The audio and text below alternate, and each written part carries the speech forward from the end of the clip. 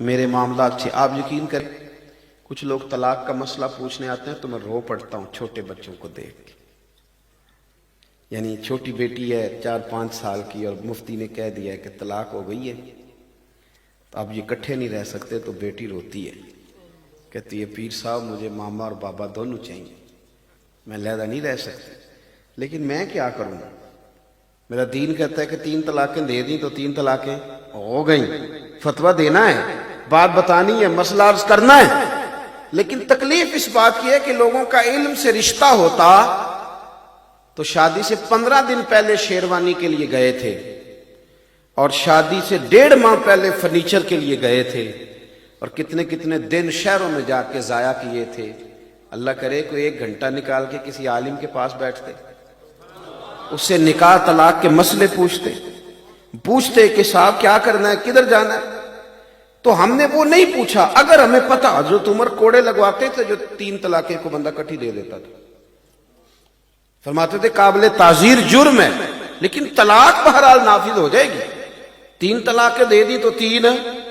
کچھ لوگ کہتے ہیں, سادے بندے کہتے ہیں دیکھو جی میں نے 3 طلاقیں دے دی ہیں پر ایک ہی دفعہ کیسے ہو گئی. تو میں نے کہا جس طرح قبول ایک ہی دفعہ ہو گیا تھا کہ نہیں ہو گیا تھا کہ 3 مہینے لگے تھے, وہ 3 دفعہ اکٹھا ہو جاتا ہے تو طلاق بھی 3 دفعہ اکٹھی.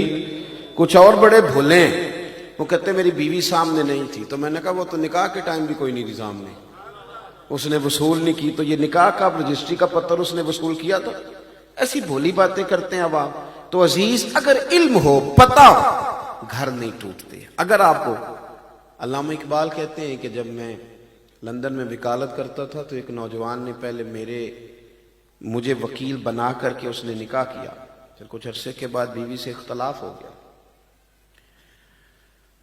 تو اس نے طلاق دینا چاہی. میں نے بھی اسے کہا کہ اتنی تم نے کوشش کے ساتھ نکاح کیا ہے, اس کے ماں باپ نے بھی سمجھایا, سب نے کہا, لیکن وہ کہنے لگا نہیں, بس میرے دل میں اس کے لیے اب محبت نہیں رہی, چھوڑنا چاہتا ہوں. یہ نوجوان میری بات پر غور کریں, میں نے اب چھوڑ کے رہنا ہے. تو اقبال کہتے ہیں میں چونکہ لائر تھا, وکیل تھا, میں نے اس کا کیس دائر کر دیا. کچھ وقت کے بعد ایسا وقت آ گیا کہ اب شاید 1 آدھ پیشی کے بعد طلاق ہو جائے. تو ایک دن وہ سر شام آ گیا, کہنے لگے اقبال کیس واپس لے لو, مجھے طلاق نہیں دینی. تو میں نے اسے کہا کہ اب کیا ہوا, غیر مسلم ہے. کہتا ہے میرے پاس نا مسلمانوں کے پیارے نبی علیہ السلام کی ایک حدیث پہنچ گئی ہے. یہ حدیث کنز العمال میں, مسند امام احمد میں, دیگر کتب احادیث میں موجود ہے. وہ کہتے ہیں ایک حدیث نے نا میری سوچ بدل دی ہے. اگر آپ کی سوچ بدل جائے نا کبھی, سوچ, یعنی میرے پاس ایک بچہ تھا تو کہنے لگا لوگ چین نہیں لینے دیتے, آپ فون بند کیوں نہیں کرتے. کچھ لوگ ایسے ہیں وہ صرف اپنا وقت دیکھ کے فون کرتے ہیں, جس کو بھی کرتے ہیں.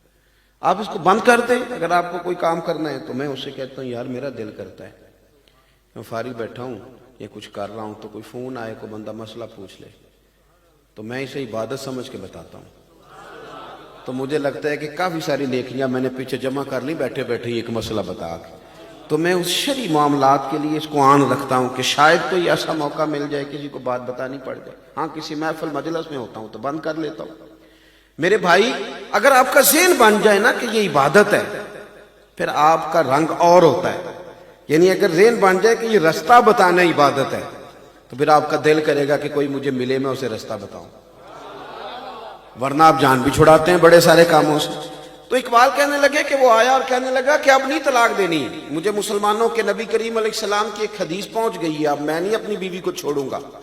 تو اقبال کہتے ہیں میری دلچسپی بڑھ گئی, شوق بڑھ گیا, میں نے اس کو بٹھا لیا, میں نے کہا مجھے بھی سنانا.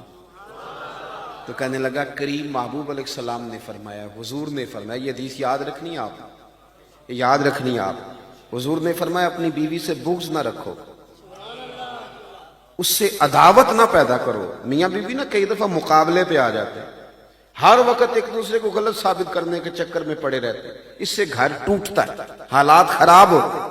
حضور نے فرمایا اپنی بیوی سے بغض نہ رکھو, اگر اس کی کچھ عادتیں تمہیں ناپسند ہیں تو ان پر غور کر لو جو تمہیں پسند ہے. جو اس کی عادت اچھی ہے اس پر غور کر لو, لیکن بغض پیدا نہ کرو. وہ کہتا ہے میں نے کل یہ حدیث مجھ تک پہنچی, میں نے پڑھی تو میرا تو بالکل نا زاویہ نگاہ ہی بدل گیا, سوچ ہی تبدیل ہو گئی. گویا میں ادھر جا رہا تھا حضور کے فرمان نے مجھے اس رستے پہ ڈال دیا ہے. کا معنی کیا ہے؟